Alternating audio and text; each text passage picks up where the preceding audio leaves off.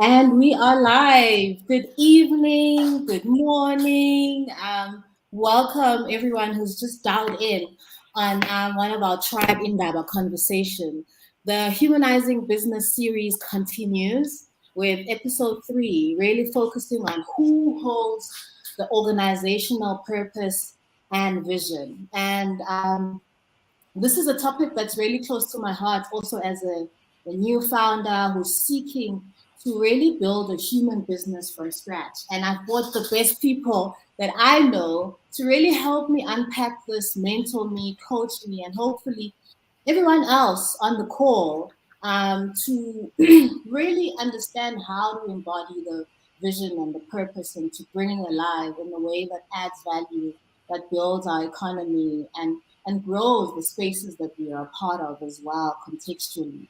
So I'm so grateful that I get to share this moment with all of you guys on the call.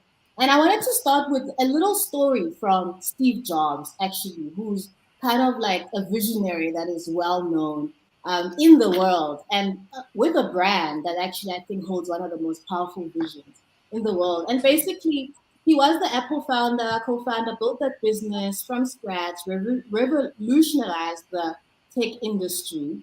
And his vision for Apple was a company that turned powerful technology into tools that were easy to use. And at that time, computers were actually not an everyday person thing. They were used for a particular purpose. So it was unheard of to actually have that sort of insane vision where you have a personalized computer. And what they did, the executive says, we started out to get a computer in the hands of everyday people, and we succeeded beyond our wildest dreams. And I think we are all sort of, at some point, been sort of, what is it, consumers of Apple in some way or form for many types of reasons. And they say that somewhere along the line, Jobs' vision Jobs' vision got clouded. Some say it was his ego, and he was ousted from the company he founded. A few will disagree that Jobs did indeed impede the growth of Apple, yet without him, the company lost its sense of direction and pioneering spirit. After nearly 1 year of plummeting sales, Apple turned to its visionary founder for help, and a little older and wiser Jobs engineered one of the most amazing turnarounds in the 20th century. So, we are really talking about a topic, a theme that steers change and real massive change in the world, or has the power to do that. And I appreciate everybody that's dialing in from YouTube, from LinkedIn, and all these spaces. We encourage you to continue engaging with us on the comments. And perhaps one question I pose to the guys online is, write on the comment section, what is your vision for Africa? What is your greatest vision for Africa? And we'll just get to that at some point in the conversation. But let me get it started um, with the topic, right? So, purpose can be defined as the reason for your existence. But an organizational purpose is why the business exists, why you began the organizational journey, and how is it guided by your values and beliefs. Vision, on the other hand, articulates then what you want to aspire in the future. What are the results and goals and aspirations that you want to reach, right? So vision actually demonstrates purpose. You see already an interaction between the two terms, where one is almost the foundation, the grounding point, and the other is almost the action. It prompts action and movement sort of forward, right? And I did say when we were just connecting with the panel beforehand, this is a very important topic in an era of like rapid transformation in the world, right? And also a lot of people wanting and seeking meaning and to add value in the worlds that they are part of. But I would love to get real first-hand experience from guys that actually do this as their job every day. And maybe to kick us off, right? But I want to know what a purpose-led business is. You keep hearing these terms, Is it different as business as usual? How is it different? And I want to invite Theory to come in and just give us his first response. What is a purpose-led business? Hey, Joy, it's a pleasure to be here, and it's great to be with my fellow panelists, Adam and Dieta, and wonderful to meet everyone online. Um, Firstly, as an individual and as a leader, I need a big reason to wake up and get out of bed personally, and to put my full energy into what I do. And if I don't have that, it's very difficult to sustain your energy. It's difficult to drive a compelling agenda to achieve your goals. Yeah. And if that is the way it is for me, I imagine that I think it is the same for people. I think people need meaning, people need a reason. And it's not about profits, and it's not about the transaction. So I think it's a human thing. And so for me, purpose is about a compelling why. It's a cause as to why people belong to an organization, why they commit their all, why they are engaged, beyond the obvious transactional reason as to why they're there. That obviously you need to make a profit, and as a business, and you need to be efficient, and as an individual, you need to earn a living. So I think purpose is about a sense of meaning, beyond the activity. Um, and I think it's become a mainstream topic these days, largely driven by the ESG agenda, Mhm. environment, social governance around the world. You've now got the CEO of BlackRock, Larry Fink, um, making it okay and mainstream to associate profit and purpose. Um, I think we're all familiar with Simon Sinek's "Start with the Why." I believe that. I think you have to start with the why. And if we go back to the personal level, one of the most profound books ever written, "Man's Search for Meaning," Viktor Frankl, surviving one of the most horrific experiences that a human being could experience, he emphasizes that people who had a purpose beyond themselves were able to endure, prevail, and come out stronger. When I became CEO at Deloitte Consulting, this was 2013, one of my mentors on a call, when I asked him, what do you think about my priorities? And he said to me, you're going to have a long list of to-dos, but he thinks I should keep the following three things in mind. Um, and this was Gerhard Forster. And he said, people need something to believe in, so give them something to believe in. People need someone to believe in, so be someone that people can believe in. And people need someone that believes in them. And so show people and the organization that you're leading that you believe in them. And that has stuck with me as a very practical way of thinking about providing purpose. Um, so yeah, I think those would be my initial thoughts uh, about purpose. Yeah. Um, and I'm excited about. I think it's an idea whose time has come, and I think Mhm. certainly post COVID, the world has awoken to there has to be more, and there needs Right. to be greater sense of meaning. And I think that that has further catalyzed the way in which we are challenging our traditional paradigms of leadership, organization, business models, the nature of work, and how we lead, and also what businesses do. So Mhm. uh, yeah, let me Thank you get for hand it back to you.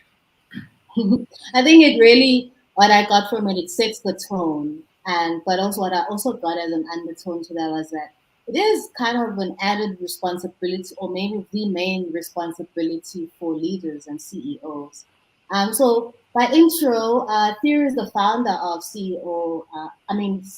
Theo is the founder and CEO of Emergent, an exciting new consulting and solutions company. His passion is to build businesses and make an impact on people and society. He's a member of the boards of Platform Capital in Mauritius and South Africa. He's an engaged community member and continues to serve on the council of St. Albans College in Pretoria. He was recently the EMEA Consulting Marketplace Leader, responsible for the coordination of the global Deloitte Consulting strategy and market impact for Europe, Middle East, and Africa region, where he spent a lot of time in doing different types of roles at Deloitte. And until recently, he's now the CEO of Emergent, right? And how would you then, you maybe articulate the purpose of Emergent as this new baby that is forming? I should have invited my mother to the call. She would have been very proud with the introduction. Oh, So I think, firstly, um, when I decided to go back to being an entrepreneur, I think in my roles at Deloitte, it was entrepreneurial. Fundamentally, you spent a lot of time building new businesses and constantly evolving. Some things go right, some things don't, but on balance, you want more of them to go right than not. And then, of course, you have to be very entrepreneurial if you're dealing with clients in a services business, which Adam would also know very well. Um, but I think the first thing is, our purpose is to be an opportunity catalyst. In fact, that's the yeah, ethos of our brand. In fact, our brand is a digital butterfly, which is such a powerful symbol for me of how something with exactly the same DNA can be, evolve from this caterpillar state and evolve into this transformed butterfly. So I think that's what we want to be. And also in my own journey, emerging from this world where I was for 19 years into a new world and helping our clients and our people also emerge. They have the fundamental DNA within them to be whatever they want to become. And I think beautiful. that butterfly analogy is so powerful to tell that story. So we want to be opportunity catalysts for our clients, for our people, for our partners, our network. Um, I think secondly, certainly all the strategy engagements that we're involved in and the C-suite conversations that I'm in start off with the conversation on what is the why of the company and what is its purpose. And I think one of the most profound strategic things a leader can do or a board can do for its organization is to define a compelling purpose and vision. Because once people know where you're going, and you have clarity and conviction about that, it's Right, much easier to execute. You can mobilize execution if you know where you're going, and it's not right. easy to come up with a compelling why and a vision and a direction or a purpose for the company. We also embraced an ESG service offering, which Lee Swan and her team drive for us. That's our platform to influence the conversation about climate change Yeah, and whole ESG agenda, which is beyond, just climate change. We've got strategic relationships with other people who are like-minded. For example, one of our partners is a company called Blueprints, and I know Adam also likes Blueprints. I started working with Guy Martin in 2006, oh, wow. and I used it for 11 years, as you know, when I was CEO. Yeah. You need ritual symbols and ceremonies that cement your culture and that align what you're doing and how you're doing it to your purpose. So we want to do more of that. We also big on well-being and wellness. Ashika, who also happens to be my wife, Dr. Pillay, she's our chief well-being officer, and we try to drive the message of well-being, wellness, and mindfulness as a mainstream Beautiful. topic. And so I think it's evolving. I think our platform allows us to evolve what we do and how we do it to be relevant to where clients are and where the world is. So Mm. and I'm excited to be in this new world. It's a big adventure. Let's see how it goes. Right. Thank you, Thiru. And I know Dieta started this many years ago, like just started a thing from scratch. And you mentioned, Thiru, how, it perhaps will evolve over time. And I suppose I'd like to maybe lead the conversation to Dieta to tell us, like, what her purpose for her organization is and has it evolved over like the many years that you founded it? Thank you. I would love to. So, what I'll do is I'll actually read our vision statement from our company website. It Mm-hmm. is the next generation of leaders will drive the embedded, equity focused, and sustainable practices that will transform workforce, workplace, and community practices and expectations. Dieta Jones and Associates will take an active role in engaging, coaching, and preparing the next generation of leaders by centering voices from a variety of lived experiences that include an expansive worldview. And it's interesting. It's a wordy vision statement intentionally. We crafted it as an entire team, but the essence of it is exactly identical to where I started by myself, 2005. So Dieta Jones and Associates was launched in 2005 with just me. And just last year, with our entire team, the statement that said the exact same thing was created by our team.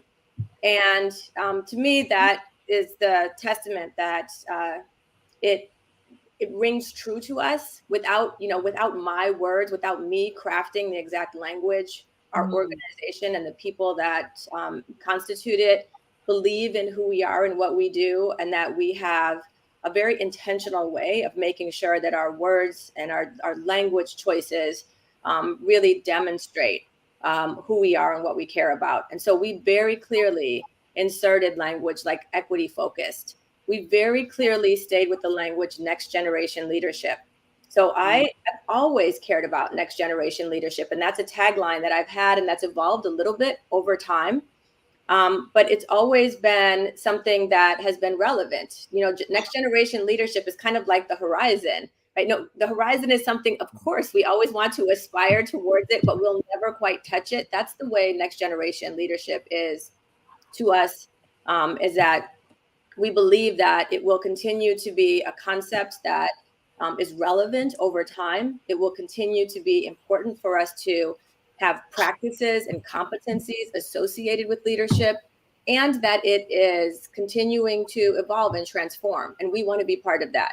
Right? We want to be part of the conversation about what does leadership mean and look like, and how is it that it's transforming in ways that take that capital letter L and make it a lowercase letter L, and allow for distributed engagement, and Right. also allow for people to understand and take responsibility for their agency. Where is it that I have a voice? Where is it that I do have agency? How do I exercise that agency? And then how do we equip people to play meaningful roles? So our vision and our purpose has been very much the same and evolved over time.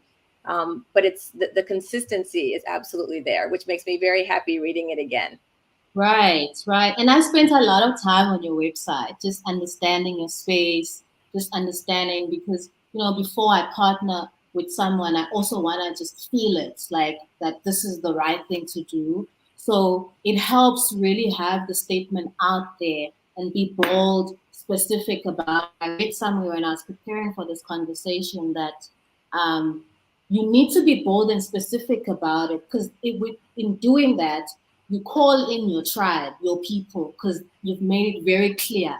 And you also then need to be okay that that will then sometimes devise you from the spaces that you don't want to go into. And that's also okay in doing that. So I appreciate your perspective of how it also like evolves, but also kind of the essence remains the same, even when you include other people, you Mhm. know. Yeah, yeah, yeah. That's been part of the journey, is that along the way, as you described, you pull in your tribe. People have been attracted to us, to work with us, to collaborate with us, because we say, here's who we are, and here's what we care about. And therefore, people who have similar interests, passions, skills, affinities, kind of, we find each other. And therefore, the consistency is kind of allowed there. So we still allow for there to be growth and evolution, but I do believe that we found, people who are very like-minded and like-spirited in many ways.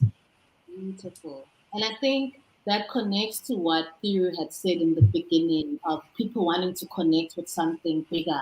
And if that is shared, I can just see how it can just really multiply, expand, and really fuel the energy back into your business. And I mean, by introduction, people that haven't met Dieta, she's a facilitator, strategic advisor, speaker, and author on cultural transformation and personal effectiveness. She founded Dieta Jones and Associates, a leading global equity, diversity, and inclusion strategy consulting firm, and Cultural, which I've been a member of, which is like this podcast that really opens up self transformation and a hybrid community of practice for EDI practitioners and learners. She leads community engagement through their podcast, professional development offerings such as the Inclusive Managers Toolkit, as you've heard in terms of just the work that she does. She holds a BS in psychology and other graduate degrees, including an MBA from Johns Hopkins University. She also serves on board of directors for Perspective Charter School. So that's actually quite a common thing between you and Theory as well. Like, and I love that because it's if you're a visionary leader, you can't box yourself in one system. Like you can have value in different kinds of systems. So I really like reading that. And all the wonderful things that you are a part of, like National Small Business Association, Forbes Business Council, and advisor to the YPO Impact Network. And I think Adam's part of YPO, no? So that's so beautiful. I didn't even the older one. Part. Yes, yeah, I'm in the graduated group. Yes, that's right. That's so beautiful, and I think it also just it's like a tribe of people that are really interested in beyond profit sort of engagement and really supporting businesses in that way. So I suppose now that I, for instance, have started this business and it forms a part of it is linked to my reason for existence to some degree, right? That's why it also fuels me to bring my talents, bring my God-given skills into the space and to bring the vision alive. And I was curious from a theater perspective if or how you are connected to the vision of Dieta Jones and Associates as an individual. Like, what are your comments around that? Yeah, well, I'm in love with the topics of leadership, management, and interculturalism. In love. Like I've read all the books, I've done all this. I just absolutely fell in love with this topic when I was a teenager. And I had amazing mentors through college who introduced me to the concepts and practices.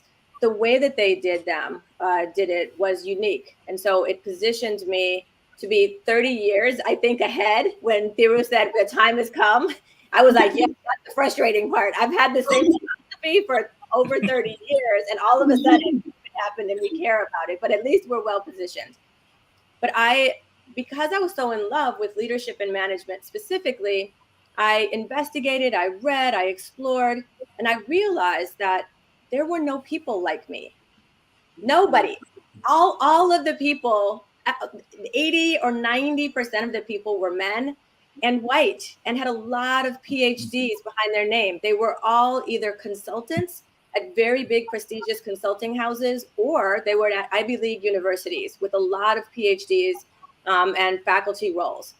And I realized, as a person who grew up in poverty, a person who grew up as first generation, a person who has brown skin, as a woman, as somebody who, didn't have any of the academic kind of credentials, let alone access to some of the wealthier or more kind of networked parts of society. How in the world could I bridge the gap between my passion and what I considered to be my potential at that point? It was unproven, and my interests, and where it is that I could potentially follow a career path. And it just was very, very hard for me to imagine how it is that somebody like me could pursue this path. And so that, if anything, has been the consistent fuel every single day. How is it that I, in any way that I can create more space for people like me in this world of leadership and management, equity, diversity, and inclusion even? In the United States, 86% of the people who are chief diversity officers are white women in the United States. So again, it's not that there shouldn't be a lot of different kinds of representation, but for someone like me specifically, how do we create space and voice and contribution. And so that's the career path that I followed. And I decided to create Dieta Jones and Associates in 2005, hoping that I might be able to create some of those opportunities, not just for myself, but for other people. And so when I hire, when I collaborate, when I work with people in partnership, I go out of my way to discriminate. I actively look for people whose voices may not have been centered in the past, or whose contributions may have been overlooked, or who may not have the most obvious credentials, but have tremendous amounts of potential and ability to contribute, and people who are probably amazing leaders, but haven't yet been discovered or identified as such. And so for me, that's the purpose. And I try to fit that into the rest of my life and find ways to bring balance to that. I don't feel I am kind of evangelical in my work. I really approach my work as related to equity, diversity, and inclusion as creating space and facilitating. I really do believe that all of us together is going to be the place where we find a beautiful and amazing path forward. But I look for opportunities to bring in other voices in ways that, opportunities were given to me at earlier points in my life as well. So that's the thing that feels to me like I'm part of a really virtuous ecosystem that I absolutely love.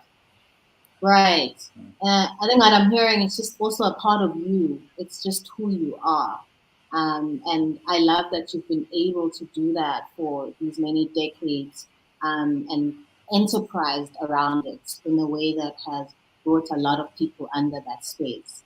So I appreciate that perspective. And I want to just kind of bring it closer to home, South Africa at this moment.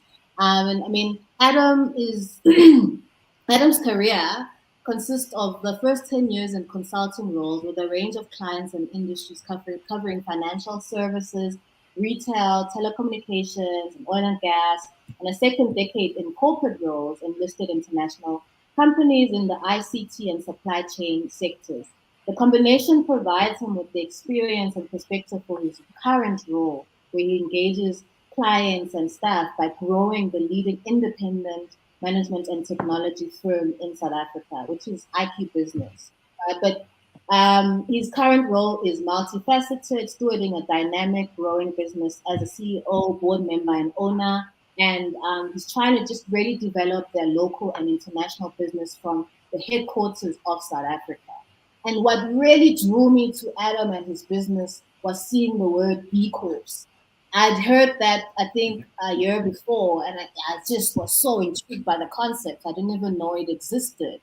And perhaps as like a starting point, Adam, in South Africa, like, what is a B Corp? Like, what does it entail? Well, Joy, thanks once again for the opportunity, and I'm feeling greatly intimidated by your other guests who have spoken before me.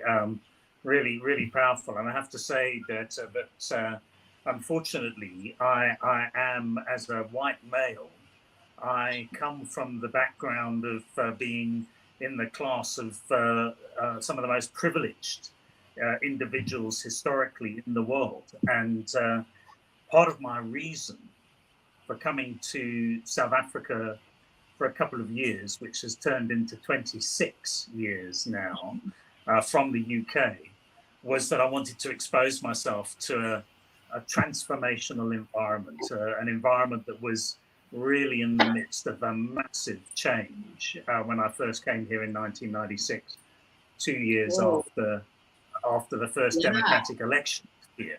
So you decided to just do that. Yeah. And I stayed. I've completely overstayed my welcome by now. It's really been an amazing journey, and part of that was in 2017 when we decided that we wanted to become a B corporation. And I have to tell you, if I may, just in all honesty, I know Kira was saying that Simon Sinek says start with why. Unfortunately, we didn't. We started with what and how. We'd had, I joined IQ Business in 2009 and became chief executive in 2010. And I led my first 5-year strategic planning horizon with our leadership team. And I have to tell you that it was all about the what and the how. The what was our vision, and the how was actually a combination of the things that we would do on a daily basis and a very strong values system, because that guided our how. And as Thiru said, I inherited the benefits of our first formula for success that was developed by the Prince team. And when I joined, my goodness, I was warned off of it in fact, I was threatened by members of our team who wagged their finger at me and said, "You can change things around here, but don't touch the formula." That is absolutely sacred. And so it was 5 years after that, in 2015, 2016, that we actually were on the right trajectory in terms of our what and our how. But we started to ask the question, well, why? Why are we doing this? And it wasn't clear. And around then, on the basis that IQ Business, I didn't found IQ Business. We were founded in 1998. And so this year we turned 25. And so we were to ask that question, why do we exist? And it became very, very clear to us that our purpose was essentially to grow people, grow business, and grow Africa. And the context for that was that in 2008, 2009, the South African economy started to shrink. And it has shrunk ever since then.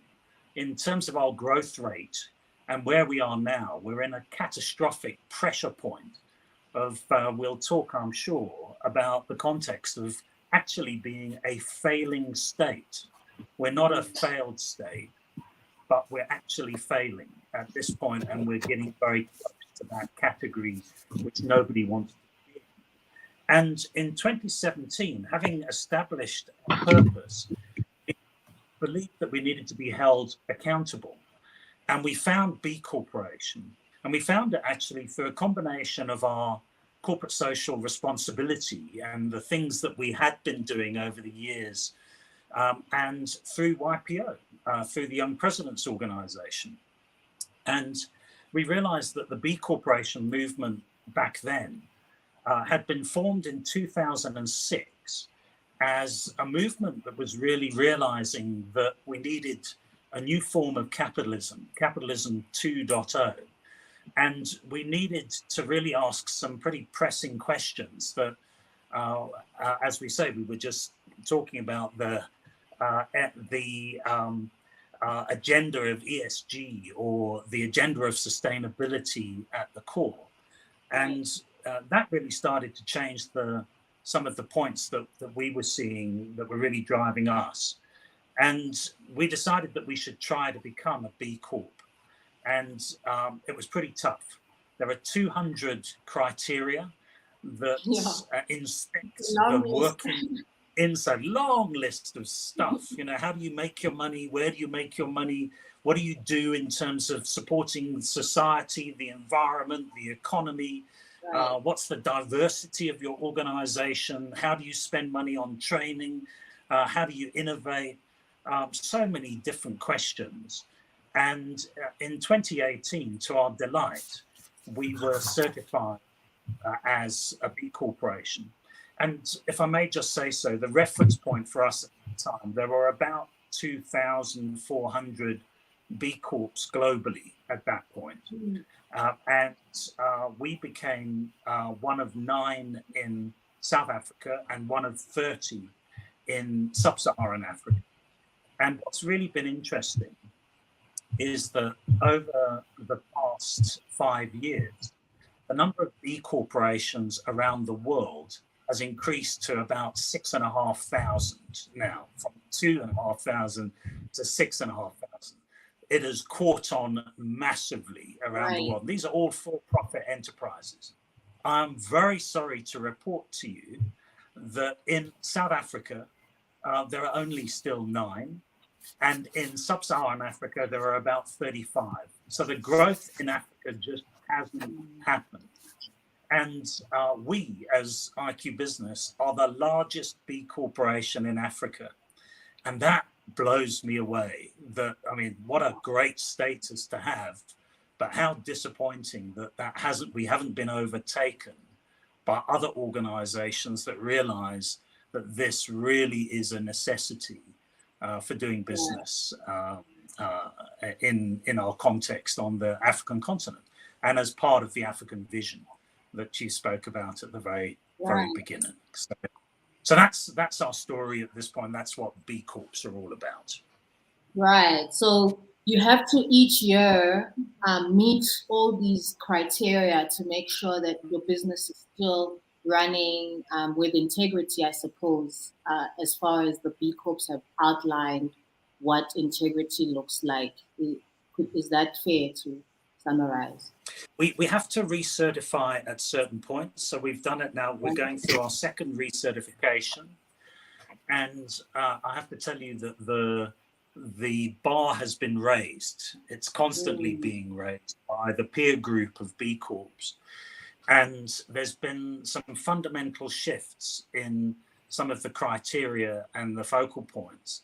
And it really is hard to retain our certification.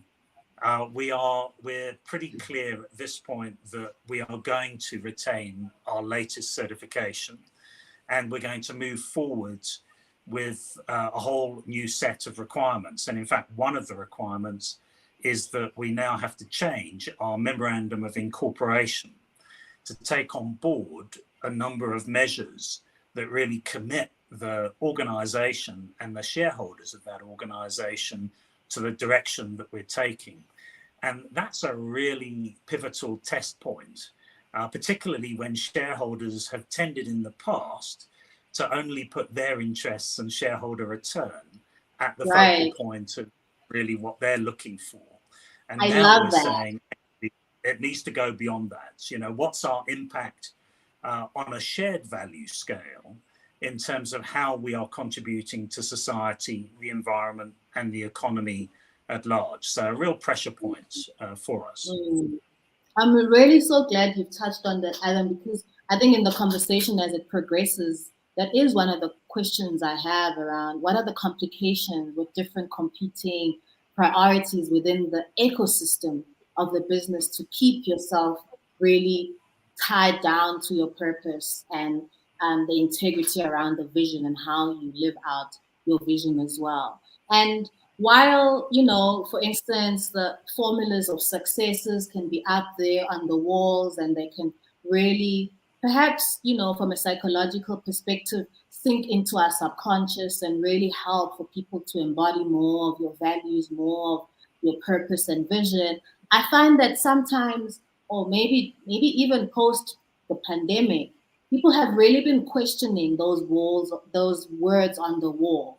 And if really our people are greatest assets, really, like, how are we living that out? Is there really trueness and authenticity to those sort of statements? And if there are, is it felt throughout sort of the business, or is it only for a select few that get to experience that? And in our diversity equity work, we see that sometimes the consequences, different people feel different experiences of the business. So some people really get ticked off when they get on the wall and they see these statements that they feel they're not being, or they don't belong to. And I suppose the question that I have is around that, where are my notes? Is that as we try and steer this forward, where do we get it right and where do we get it wrong, like as leaders in the positional power? I believe in the concept of leading from every chair, but I do believe in the hybridity of leadership where the positional leader levels have the power, have, you know, the resources at their disposal to do a bit more. But from people who have had those positional roles around holding the vision, where do we get it right? Where do we get it wrong? And Thiru, maybe let me hand it over to you, the talking stick. Thanks, Joy. And Adam, we must talk about the B Corp. We can't have only 9 in Africa. So let me see how we can add one more to that list. So coming back to where do we get it right and where do we get it wrong? I think, firstly, there are different types of organizations and teams. There are public sector organizations, which are often the largest employers in most countries. Um, then you would go down to small medium enterprises, and then you would eventually have the large listeds, and all of them have their own dynamics, and their own nuances, their own contexts in terms of how one leads, and what are the degrees of freedom that are available. I think one of the things that attracts people to entrepreneurial organizations, the startup, the venture world, is the personal family nature, the camaraderie, the venture spirit, which is sometimes very difficult to replicate. If you're working in these large mega organizations, be it private or public sector. But I think that um, I think the pressures of the world that we're living in, I mean, such this popular word VUCA, volatility, uncertainty, complexity, ambiguity. Well, it's now at an enhanced level on the global stage. We have significant levels of volatility. Adam talked about the challenges of South Africa, and you can go through most countries of the world, and what you find is challenging macros. So if you're looking for inspiration from the front page of the newspaper, you're not finding it. So as leaders, and at whatever level, it's not just the CEO, mind you, that defines culture in the organization, in as much as it's a critical role. I think you have quite a distributed dynamic of leadership in companies. And Dieta talked about a very powerful word, which is this concept of agency. I like that word. I think, how do you enhance agency at the different levels, from the individual all the way up to people that are in roles of responsibility and accountability. So, but coming back to,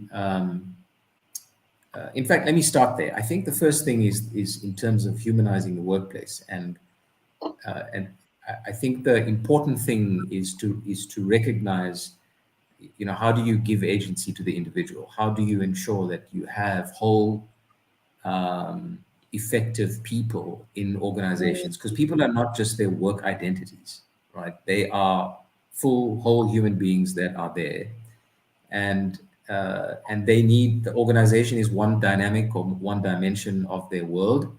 And how do we recognize that? And how do we support people to be their effective, wholesome selves, and they're not just the job? Having said that, I think the one thing I must say is that I think as leaders and as organizations, we must be authentic about the messages we give out, and about what the contract is with the different people in the organization. You don't have to, if to be authentic. In my book, the most important thing a leader can do is to run a good organization. In fact, um, you know, you don't have to go and extend yourself into all sorts of non-core activity and so on. Just run your business well, and respect the law of gravity, that revenue must be more than costs. Because if that doesn't happen, and if you don't run your business, and running your business well means future-proofing that business. Because what point is it to have all these things and all these campaigns in the organization if you're right sizing, cost cutting? In South Africa, there's these Section 189s laying people off. Well, none of those things made any sense. So I think as organizations and as leaders, you've got to run an efficient organization, obey the laws of gravity, and make sure that business is sustainable. It's hard because the world is also changing rapidly. The relevance of organizations is also constantly called into question. And the efficient market hypothesis will play itself out. The winners will win and the losers will lose. And however, run your business well. Having said that, you have to, I think, when you're leading, recognize that you are leading people, and not just the people in the organization, but also boards and all the other stakeholders, your customers. So you have to lead with authenticity, and you have to have a level of empathy for the people that work in the company. And when times are tough, the number one thing that I think, and I had to guard myself against doing this, is that you don't stop the team get-togethers, you don't stop the management meetings, you don't stop the retreats, you don't stop the reflection. You might do it in a more cost-effective way, but you can't pause your culture while your business becomes difficult. Right. Take people along and continue um, uh, that sense of purpose and vision. Interestingly, one of my favorite frameworks for strategy development is cascading choices: where to play, how to win. Roger Martin, A.G. Lafley, who wrote the book. And the first step in that process is goals. Set the right goal and ambition. Then it's where to play, how to win, how to configure Right. management systems. Set the goal and ambition, and if you set that correctly, be true to it even when times are tough, because you got to play the long game, right? Um, I must say, I do think in the large listed environments, I'm starting to observe a concerning dynamic, and to not just but around the world, around the role of boards, and the impact of boards, and the kind of guidance that is provided to the organization, and particularly how boards deal with CEOs, and how they set parameters and set expectations. Um, I think boards have become increasingly risk and governance oriented. They are not the custodians of purpose and vision. They meet infrequently, 3 times, 4 times a year, or in committees. Um, they are not fully absorbing what's going on in the company. The only interface point between the board and thousands of people in the organization are maybe 1 to 3 people, maybe the CEO, COO, CFO, and setting short-term objectives. And that recent McKinsey study that said in the past 2 years, 30% of Fortune 500 CEOs have lasted less than 3 years. Sorry, past 2 decades rather, and 2 of those 5 new CEOs lasted 18 months. Now, how on earth do you set compelling culture, purpose, and vision when you've got musical chairs in the most important role in your company? So Yeah, I that's think the lack of strategic participation at the board level, where you've got just these agnostic non-execs with no sense of the long-term vision of the company, I think this is a real problem. I mean, Adam talked about the challenges in South Africa. One of the biggest challenges you have is state-owned companies with poor boards and poor direction and lack of long-term thinking and not enough space to define culture. And if you have this dynamic, it's very difficult to be authentic and long. Purpose is a long-term game. You can't right. do this in a year. If you try Right. and set up a new culture or a vision for a company, it's going to take you 2 or 3 years. It's going to get worse before it gets better if you try and drive a turnaround. So you need Mm, time, and I think these are some of the challenges that we have indeed. around being authentic to purpose. But I think the one thing, maybe just to end with on this comment, be authentic about what's going on, even if the message is tough. Right. I think that's a very powerful actual summary of it in terms of what we do, how do we get it wrong, how do we get it right. You've mentioned a lot of these things, but I love how you summarize it being authentic with what you're saying and the message. I see you unmuted, Diana. Did you have anything to also add to that around where do we get it right, where do we get it wrong when it comes to really embodying purpose and vision? Yeah, I'll take a bit of a different angle as a person who is also in a services industry, but specifically around the topics of equity, diversity, inclusion, absolutely with the through thread of leadership and management and organizational and individual effectiveness. But some of the things that have been the most challenging for me in my role have been about when to speak up and when to be quiet. Mm. In my role, I as a person who loves the content, and as a person who I know oftentimes when I do coaching or when I give speeches, I sometimes have a lasting impact on people more than I would even realize. I'll digress for a moment and tell a story. This is maybe 10 years ago, but I've been doing the work that I do for 30 plus years. And I travel quite a lot, and I give speeches, and I give speeches, and I love facilitating and engaging and trying to be of service in every space that I'm in. And I remember maybe 10 years ago, a person who was in a presentation that I had done maybe 5 years prior to that came up to me and gave me the biggest hug. I didn't even recognize her. She was in the audience. You know how that goes. You're like the one person and there's hundreds in the audience. And so they know you, but you don't know them. And she came up to me and kind of saw me at an event, embraced me, tears welled up in her eyes. And she said, I have to tell you this. I've been wanting to tell you this for years. I have a mantra, and it is, what would Dieta do? And I was like, and she said, I overwhelmed me. It totally blew my mind.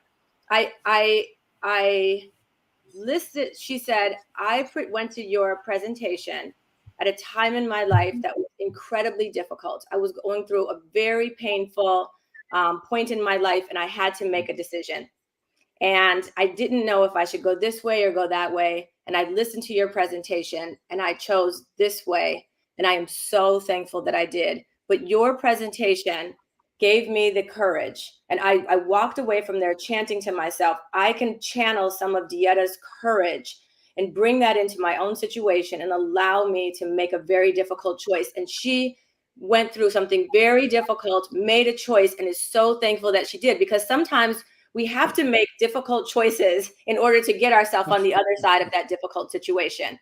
And the first thing that was in my head was, what? She thinks I'm courageous? Like, like if she really knew, right? But no, but the way that people perceive us is not the same way we perceive ourselves. This is what I mean by agency, right? I am out here sometimes having an outsized impact on other people because they see me as somebody that I'm not.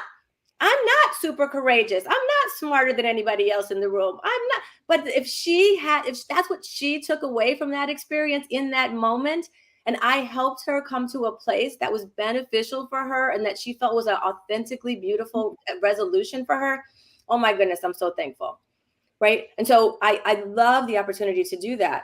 And it reminds me how important it is on important topics or issues that I sometimes speak up, that people are looking to me because of my positional role, because of my knowledge in a certain area or sphere, because I do a lot of coaching, because I have certain experiences, because of my title, whatever it is, people sometimes are looking to me to speak up. And in those places, I have to exercise that agency, and I can't deliberate too long because they're waiting for me.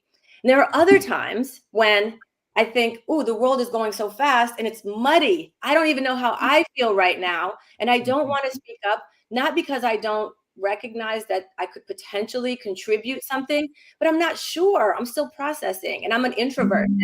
I really love quiet time. I have such a hard time with social media. I love presenting, but to actually kind of constantly be in the chatter is not my natural disposition at all. It's very, very difficult for me to speak quickly on a difficult issue. I live in the United States, really complicated political situation going on here right now. Every single day, people ask me to comment on politics in the United States, because politics in the United States is aligned very much in people's perception with the content area of equity, diversity, and inclusion. I don't necessarily see them as the exact same thing, but a lot of people do and want me to comment often. And so in those situations, I'm like, do I speak or do I stay quiet? Do I learn? Do I listen? And to me, that has been one of the most challenging pieces. Is how do I stay true to my purpose and my philosophy while also trying to exercise wisdom and care? Right. And it's hard to get those right all the time. And I don't always have the right answer, but I do know that I have the responsibility to think about not just what do I have in my head and in my heart, but also what is it that other people need from me. And how is it that I'm showing up in spaces in a timely way that's responsible to the philosophy that I've espoused for myself and for other people? And to me, that's my main tension point, and it always has been, because the world continues to change, and I always have to think about whether or not I actually want to be here or not, or whether or not I actually feel like I have the right answer. I have put myself in a position where people are expecting something from me, and I owe them to show up in a way that's helpful. Wow, that's so powerful. And I love how, Thiru really outlined that the macro context, the board, and that perspective. And then you took us right in the internal process of actually what's happening inside of you when you're going through these things. And it really, like, for me, emphasizes my own mantra around leaders are human too. You're all also going through your own sort of internal process around this thing, and it's a reality of that. So I appreciate that you have shared that. And I mean, Adam, what about you? Like, what has been your experience after hearing that, of just like the tensions of living out this purpose within your context, particularly because you have been like growing so aggressively, right, as a business? How do you handle all of that? Well, Joy, I'd like to offer a very practical thought because, as you said, I think Thiru and Deta have just really created this amazing connection. And my practical thought is that at IQ Business, we have a saying, which is, what did Dr. Joy tell us to do? And it's very similar. It's very similar to the parallel of what would Deta do. We need that presentation, Diana. But it ties in with what you were saying about, well, how do we actually get diversity, equity, and inclusion inside an organization? How do we create that next generation leadership? How do we instill cultural transformation? It's really, really hard. When the organization and the culture of the organization is there to resist change. And if you're trying to transform it, it's like those members of my team that wagged their finger at me and said, hands off. But the very practical thought is that one of the things that we developed in our conversations with Joy was the idea of creating a YCO that would work in concert with our XCO. And that every portfolio of our XCO has a younger, more diverse. By default, our team is more diverse the lower down you go in the organization. And we struggle to get the transformation of leadership at the very top. So in the creation of our YCO, we've opened up a whole new leadership conversation. And I have to tell you, it's only been in place for a year. But my goodness, it's exciting. It's really, and it's creating friction, and it's creating different conversations. But it's I believe it's instilling that transformation that we're looking for, and it is absolutely aligned to our purpose to grow people, grow business, and grow Africa. It's all coming from that. I think that's really, really practical, and it speaks to also what Diana was mentioning, is like bringing in different voices in like the growing and the leading of the business. And I think I've heard many stories of like the YCO Exco dynamic, and with any new thing, I think there will be that sense of friction. But I think that is where the connection happens. And as we sit with that tension, instead of saying, oh, well, that was a big mistake, bringing in these youngsters in this boardroom, it's better to say, well, what is the essence that they're bringing into the space, and how can we sort of maybe train them, inspire, motivate, mentor, upskill them in terms of being able to also hold and embody the vision, which I think is the distribution, like, and the cascading that I think Thiru spoke about also earlier of that thing. And I mean, we've come to the end of the time that we have together. I can't believe it. I still have some questions here, but I think maybe how I can summarize this is there one word to check out with that you guys can share with people who are listening and particularly to just like the person who's building a business from scratch that has what Theo called the venturing spirit and has the space and the appetite to like really implement some of these things. Is there a word, a man or a mantra we can leave them with at the end of this call? And starting with Thiru, maybe. Mantra or word? Mantra or word. I think the first thing I would say is you have to believe. You've got to believe in your vision and your purpose, because you will need your belief. It's easy to drive vision and purpose and activities in fair weather. The real test of leadership is when you need to do all the stuff when the weather is harsh, and when the conditions are against you, and when it's tough. And the nature of business is that it will be tough, whether you're a startup or whether you're a small business or whether you're a large business or whether you're in public sector. It will be tough. And when it is tough, what is your level of belief to sustain that which you said is your goal or your vision? And if I look at the South African story, and I'm sure there's lots of South African people on the call, this is the time where we need to believe in our founding principles as the new South Africa, and or wherever we are for that matter. And how do you rise above the challenges that are there? So yeah, my word would be belief. Thank you, Theo. I don't know if you can you hear me? Yes. Yes.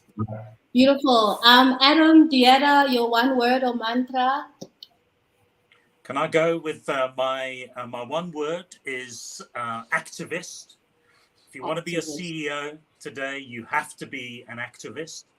And if I can have a mantra, I'm inspired by the fact, I don't know if you're watching or have been watching Ted Lasso, and I'm inspired by Ted Lasso. And this evening, I'm so excited and so disappointed. The final episode of Ted Lasso is on, and the mantra has got to be total soccer.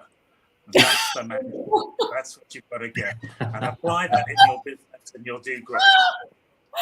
Thank you, Adam. And Dieta, to close us off. I don't know if I can beat that, but let me give it a the word that I live by, and that is the kind of the focus of my entire life, is intention.